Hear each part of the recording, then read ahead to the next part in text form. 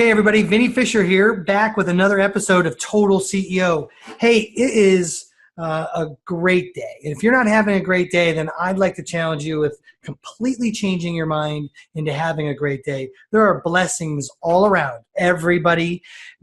All you do is need to be focusing on those blessings. Well, I actually have a guy on the show today that I think is extremely passionate about that. He's leading with this whole idea of, if you really want to create influence in culture, then you got to lead with love. And I love that. I just love, no pun intended, that whole idea of that. And so I'd like to welcome Tim Sanders to the show. Tim, thanks for coming on today. Glad to be with you, Vinny. All right. So Tim, we're going to dive into a couple things, but if you could just take 20 seconds here and tell the audience who you are and like to get a little connection to you, that'd be great. Oh, absolutely. I am the co-founder of Deeper Media in Las Vegas. We do a lot of research. We build training programs. But most of all, it's our corporation that allows us to produce content like books and speeches and things like that. I was one of Mark Cuban's first employees at his startup in Dallas, which became broadcast.com. After he sold the company to Yahoo, I went to Yahoo, and through a series of promotions, and we'll talk about why in a little bit, I reached the title of Chief Solutions Officer, stayed there till the mid-2000s, left for brighter horizons, if you will, and that's when I founded Deeper Media. I published 5 books, including Love's the Killer app. Love it. And so if people wanted to, while they're watching us and listening to us, and check you out, timsanders.com is a great place to do that. And we'll talk later about some opportunities you have for our specific community. But if they wanted to go get and check you out and see more about Deeper Media, they just go to timsanders.com? That's right. All right, cool. That's awesome. Hey, so one of the things that is always intriguing to me, you wrote this book, and it was called Love is the Killer app. Mm-hmm. And so, we hear today in today's community, we hear so many variations about, this idea of love and how we all get along and what that really means, and tolerance and acceptance. What is your position on why love is truly the killer app? So I spent a lot of time researching the history of the word love that we use in our culture. Okay. And I use it frequently. It's something I was raised to believe in. I was raised to believe that you don't love people because of who they are. You love people as a leader because of who you are. You build a culture of love by modeling the culture of love, not making people cross the chasm, so to speak. My definition of Hold love... on, you love because of who you are, not because that is correct. They are. That's right. Love Abraham Maslow really made this clear in his research on the psychology of being, right? So he talked about, everybody knows about his motivational hierarchy, right? Yeah. So we are motivated by the needs that are unmet. But one of the things he talked about that most haven't read about is the difference between B love and D love. D love is deficiency love. I need you. You fulfill me. So if I have an unmet need of D love, or if you're a leader, if you need to be liked and worshiped and followed, that is going to create an anxious, selfish-based relationship, really. Works out great in your personal life, but not so much professionally. B love, it might not work out great in your personal life, right? I mean, right. If a marriage built like that, codependence, right? And you don't actually get that type of reciprocated love. Yeah. That's the kind of stuff that's leading to this ridiculously high divorce rate, right? I mean, right. So it might not work out well in your personal life. Yeah. Well, we know for sure it doesn't work out for leaders. But B love is what Maslow wrote about called being love. And that is a selfless form of love, meaning that you are like a great mentor, totally fascinated with helping the hero. You only want the hero to act on the gift you've given him or her. You only expect them to pay it forward. There's no reciprocity in this way of thinking. All right. So I get this, right? This makes a lot of sense. So how do we... So, I mean, faith is extremely important to me, Tim. And as many days as I screw up practicing it, I try to continue to practice and fail forward. And, Jesus's primary teaching was love, right? But no one's going to argue. I mean, that's all this is about, that. How do we help mentor somebody into this idea of, so to me, my marriage of 22 years is at the level of its success because I choose to love my wife. It's not a feeling, it's an action, right? So how do we help people to choose the action of love? Like, how do you do that? Like, Well, absolutely. So when you think about it at work, when you love somebody in a professional sense, what that means is that you are committed to that person's growth and success. And you act on it by sharing those intangible values you've been given, your knowledge, your network of relationships, and your human compassion. I think the key is for us to mentor people to understand that you can't lead people you don't care about. If you don't care about the customer, if you don't love the customer, you'll never be able to satisfy them, meet expectations, or produce an outstanding experience, because you'll end up thinking more about your company and your process and what matters to you. When we commit so that's the ourselves why, to that, right? yeah. So there's the why of why it's going to be effective. So how do you do it? Well, I think the secret here is to think about it all in terms of technique. Right. So when I first wrote the book, a lot of people said, I've always wanted to bring my compassion to work, but I've got a boss who says I'm too nice to be successful. To which I responded, nice, smart people succeed. Nice people get run over. If your generosity is not working as a leader, you need to improve your technique. And that's what the whole idea is about, is that we have to intelligently share our knowledge, intelligently and smartly share our network based on personalities and opportunities, and intelligently share our compassion. So over and over again, you have to learn from every encounter. For example, I only mentor heroes. I don't mentor people who are takers, who think of mentorship as a shortcut to success. I proactively look, Vinny, for people who demonstrate those heroic qualities in my company. They've got ambition, they've got courage, but they're missing just a little piece of knowledge that I've got. And much like Yoda or Miyagi, I give them that gift. But that's the most important thing I've learned about technique. Choose the right people and help them for the right reason. I'm not saying don't love them. You should love them all, but you should choose who you invest in. And I think that's the distinction on technique. I'll tell you, I want to slow down on that subject right now for a second, because people need to hear this. Now, if you were drifting a little, you weren't listening or watching, did you hear what Tim just said? So many times in business, all of you CEOs out there, we are chasing everything. The reality is we need to really niche down on who we truly serve and who we can truly help. Did you hear what Tim just said? Guys, gals, who are you most effective in helping, and who really wants to be helped? Right. If those two things don't line up, man, go back and look at your time prioritization, because you're probably burning a whole bunch of energy trying to help people who ultimately don't even want to be helped, who haven't made the decision to be helped. So what are some of the vetting things you go through, Tim, to figure what can we do to help our community here? What are some of the things you go through to help identify people who actually are ready to take action, who are the giver, as just to give back the words I think you were saying? And if I hear you correctly, how do you know someone who's really wanting to actually be helped? So in conversations, whether I'm going to share knowledge or share my network, I always love to open with the question, what are you working on, Vinny, that you're excited about? Tell me about your passion project. And you're going to talk to me. And when I'm going to listen to you, and I'm never going to bring it back to me. I'm never going to say, oh, I did that, because that ruins these types of exploratory conversations. That first conversation, like a lover, I'm fascinated on your story. If I open myself up to you, and you share your story with me, it will be very clear very quickly if you're a giver, if you're a taker, if you have ambition, if you're just trying to get through.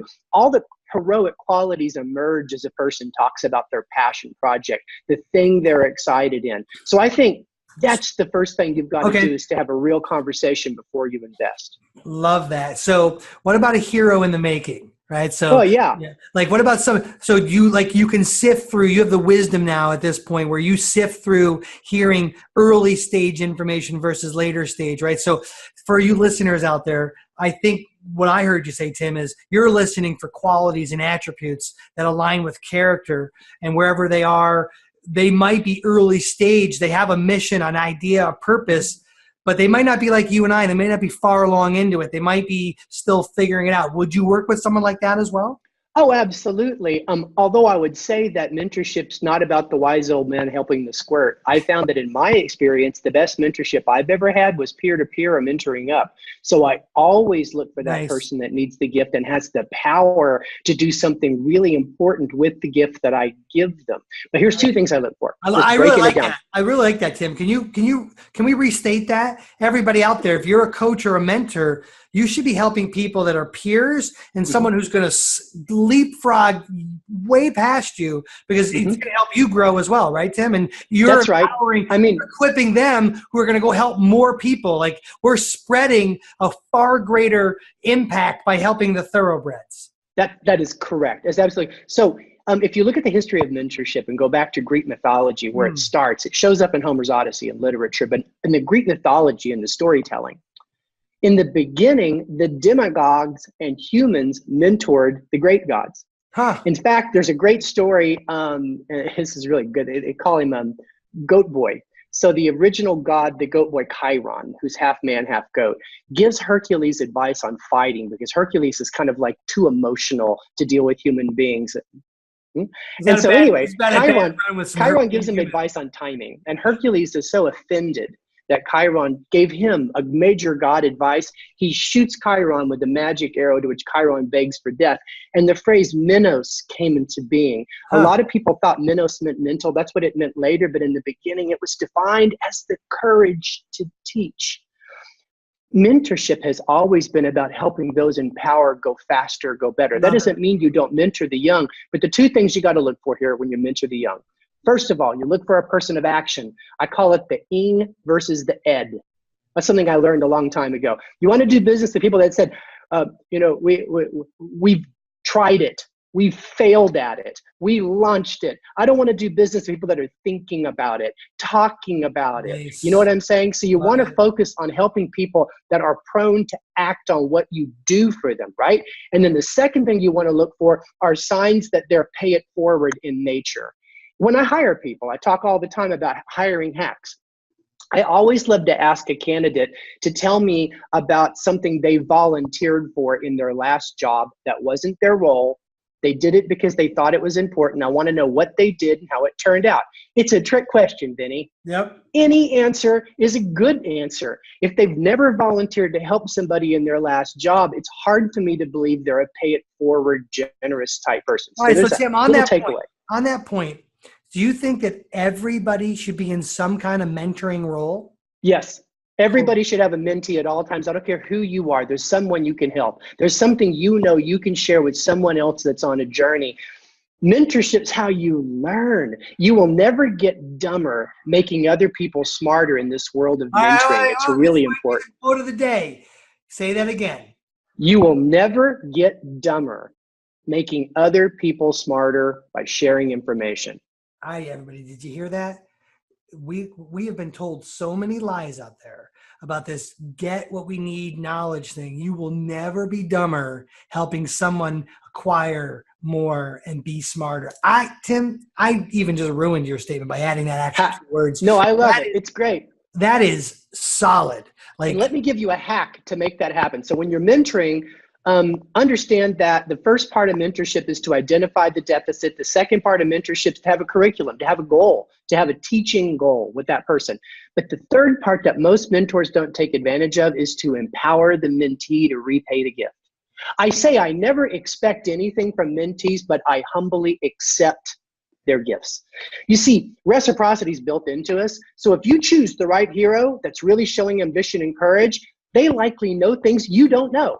So when I was being mentored years and years ago by Stanley Marcus Jr., the son of the founder of Neiman's, he would always leave dessert in our mentorship lunches to ask me a few questions about the World Wide Web's development. He would mentor me on retail and CRM, which was important to me at the time in my yep, business. yep. But he'd always let me talk to him about what I've read. And I was so grateful to Mr. Marcus. I'd talk 100 miles an hour. He'd write down books I was recommending. And that's why I asked him during one of the last lunches why he always did that. And he said that mentorship has been his greatest continual education program.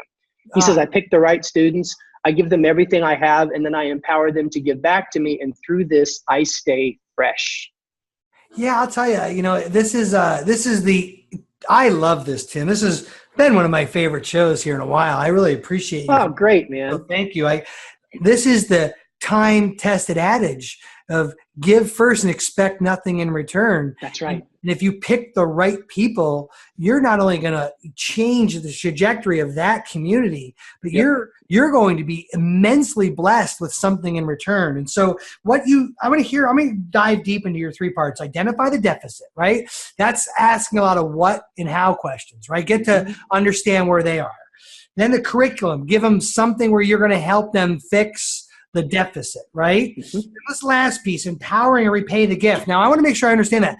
That's not a situation where you aren't necessarily compensated for your relationship. That's allowing for a return gift where they can offer or empower wisdom or knowledge or even introductions or something in return, and you don't shove that gift away by saying no thanks or, oh my gosh, you don't have to do that. Accept it freely as one of the ways that they're paying you for appreciation of helping them. Is that what you're saying? That's absolutely correct. You got it spot on. So the trick here is just prepare a couple of questions. You pick the hero for a reason. The hero probably is in a different business than you are. Maybe if you're at your company, they're in a different role. So just have a question or two. And all I'm saying is give the student an opportunity at the end of that conversation to become a teacher just for a minute. It makes a huge difference to empowering them, because mentorship works best when I'm not smarter than you. Mentorship works best when I'm not trying to own you from an intellectual standpoint. Mentorship should truly be seen as generosity and given with the spirit of humility. And that's one of the things, Vinny, I believe about everything we do. Whether we're mentoring somebody, whether we're networking somebody, we must be humble to understand that we have little or no impact. It's all about what they decide to do with these gifts. So where do you see the difference between mentoring and coaching? Is there a difference? So the mentor gives the hero a gift for the next stage of the journey. The coach advises on technique, usually about a performance. That's my experience, right? Right. So the coach thinks at kind of a mechanic level, whereas the mentor thinks at an understanding or a knowledge level. I want you to understand how CRM works, Mr. Mark has said. He didn't tell me, well, the next time you're trying to do CRM, you need to stop using Siebel systems and you need to develop your own page maker. That would be coaching me a little bit on my technique. So it's a fine distinction, but that's what I gather. The macro and micro, there's some details that have to be executed. Yeah. So do you find yourself in your relationship sometimes having to assume the role as a coach a little bit while mentoring people? Yeah, absolutely. So all of my, I run a 0-employee corporation. And I'm proud of that. So we have a army of contractors that perform all of our business, and I do everything with them over video. Everything. So we can screen share, the value of this. Yep. And I often coach them, but I never coach and mentor at the same time. Usually what's going to happen is in a coaching situation, I see there's a knowledge issue, like they don't understand the framework of something. You can't coach that in some way. Right. You need to stop and say, I want to schedule something with you this Friday, and I want to share with you the framework of what we're talking about. I don't call it mentorship. You don't have to call it mentorship. I usually like to call it a lesson. I want to have a lesson. I'm going to send you some stuff. I want you to read it. I want to have a separate conversation so that we devote ourselves to transferring the understanding, because that's what a great mentor does. That gift they give to the mentee is a transference of understanding, not just a couple of tips and techniques. Let's take a quick second here and reintroduce you. Everybody who's listening or picked up later into the show, this is Tim Sanders, timsanders.com. He owns a company, Deeper Media. This is all about love, mentoring, helping to get the thoroughbreds positioned correctly for excellence. Tim, I love this show. I love what we're talking about. Oh, thank you. Since we're talking about gifts, you had something you want to give our community on a branded URL. What was that? It's timsanders.com/total CEO. timsanders.com/total CEO. And on that page, I'm going to give you a 5,000 word excerpt from Love is the Killer app so you can read it yourself and really, kind of understand this 3-point system that changed my life in 1997, changed thousands of people's lives. We'll also have a couple of other downloads there, and there'll be a link to an article on the fine art of mentorship, the thing we're talking about right now, and that cycle of mentorship we were discussing. Oh, I love it. And the community, take advantage of that. Tim said earlier in the show, and you can reverse and rewind and go listen to that, Everybody should be mentoring. It's the way to continue to level up. And, I'll tell you, in all my areas of life where I'm mentoring regularly, and I am, it is literally the changer in everything that I do. So I encourage, if you're not mentoring, you today go make the list and start working on the advice Tim's given in this show. You talk about this big, cloud opening moment in 1997. What happened? So 1997, right before I went to work for Mark Cuban, I was absorbed with a couple of things I had been studying because my career had been going sideways for 12 years. Not bad, but sales manager here, VP of sales there, just nothing breakthrough. Yep. I was a national champion debater. I was supposed to be a major attorney. A lot of weird stuff happened to me in my 20s. So in 1997, I read 2 books again for the second time, Think and Grow Rich by Napoleon Hill and The 7 Habits of Highly Effective People by Dr. Stephen Covey. What Napoleon Hill drove through to me is that if I want to get back to championship form, I have to go back to the things I was doing when I was a champion. So then I thought about those college days when we won the national championship in debate, and I thought about how surprisingly generous I was to other schools, especially smaller schools, so that we could compete. I went to Loyola so that we could compete with the Ivy Leaguers and the major, Big 10s and Big 12 schools. I thought about that generosity. I thought about how much I was a matchmaker back in those days. I just loved putting people together that should meet and disappearing. And I'd realized I'd fallen out of that because I was just trying to scratch out a living. Then I read Covey's 7 Habits, where he talks about this abundance mentality that comes from a deep sense of self-worth and the belief that there is enough to go around, enough to share. And it was like, voila, I said, from now on, I'm going to coach, mentor, share, connect with my customers. Every single person I do business with, I will take it upon myself to be their number one promoter. So I start doing it. And fortunately, Cuban has the same philosophy. In fact, his business motto was make love, not war. That's literally was his motto when I joined his company in 97. He said, let's go out and save these customers from themselves because the times are changing. He was reading a book every week or more to really grasp the future. And I kind of caught that from him. The more you read, the more you have to share. The bigger your network, the more you're willing to give your network away. So it kind of compounded on itself, okay? Absolutely. So like a year later, they made me account executive. Then they sold the company to Yahoo. 6 months into Yahoo, they made me a director. They made me a VP. A few months later, they made me an SVP. Then they made me Chief Solutions Officer. They kind of had to do it because most of the company was following me at that point. And I had a junior title, and I was meeting with senior CEOs outside. So that all happened. Mentoring champion with an abundance mentality. That's right. That's right. Yeah, that's what happened. And so that's where the love cat thing came from. Because of this abundance mentality, you couldn't help but promote. I couldn't help it. It just came at you. It exuded you, right? Yeah, it was my style. It just became, if you did business with me, you could expect that I would not give you a Do Yahoo t-shirt. What I'd usually give you is a worn copy of a book I read about your industry on your behalf and marked up like a college student trying to pass a class. That would be your impression of me if you were my customer. And I was sincere about that. But guess what happens, Vinny? When you deliver that much insane value, they introduce you to their boss and their grand boss. They bring you in to speak to their whole company about the future of the internet. And then the doors swing wide open and a guy like me gets higher profile because people don't get enough of that in the world. Everybody wants to take and screen them. I'll tell you something. This show is going to be one of those replay shows. I can tell already. It's great. So you speak a bunch, and so you get asked to speak. So if someone really likes what's going on here, I'm sure you have a media or promoter packet. They can find that on timsanders.com and a way to get a hold of you. That's awesome. Yeah. Or you can just send me an email. I'm tim@deepermedia.com. Love it. So I always like to leave our audience with a couple things they need to do today. What are a couple things you would say, listen, you've heard the show. I've given you the advice on how to mentor. Here's the first thing I would recommend you go do. I'm going to talk about an investment, an action, and a change in paradigm. How about that, Vinny? Here we go. Right. Number one, I want you to invest in reading one book cover to cover every month. Nonfiction, business. It either solves a problem, it solves a blind spot, or you read it on behalf of one of your customers solving one of their problems or one of their blind spots. You do that, and you will dramatically improve the quality of your conversations and your brand. Okay, that's the investment. Here's the action step. Connect 3 people every week that should meet. Super connectors have goals. I have a goal since 2000, 3 people by Friday at 3 p.m. And sometimes, dude, I have to hustle at the end of the day, Friday, to make it happen. So if you have a goal of putting people together, you will emerge as a super connector.